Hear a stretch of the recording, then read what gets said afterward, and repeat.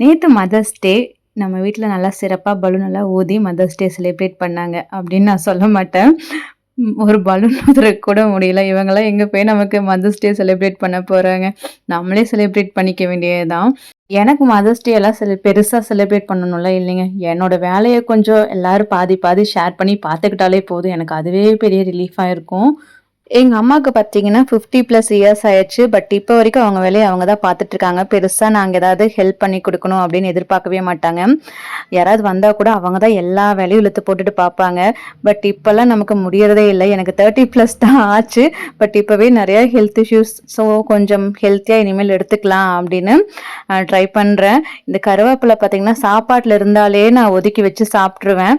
இன்னைக்கு ஒரு 5 கருவேப்பிலையாவது எப்படியாவது சாப்ட்றணும் அப்படின்ட்டு சின்ன குழந்தைங்க சாப்பிடுற மாரி பக்கத்துல தண்ணியெல்லாம் வச்சுட்டு ஏதோ மருந்து சாப்பிடுற மாரி வச்சு சாப்பிட்டுட்டு உட்காந்துட்டு இருந்தேன்.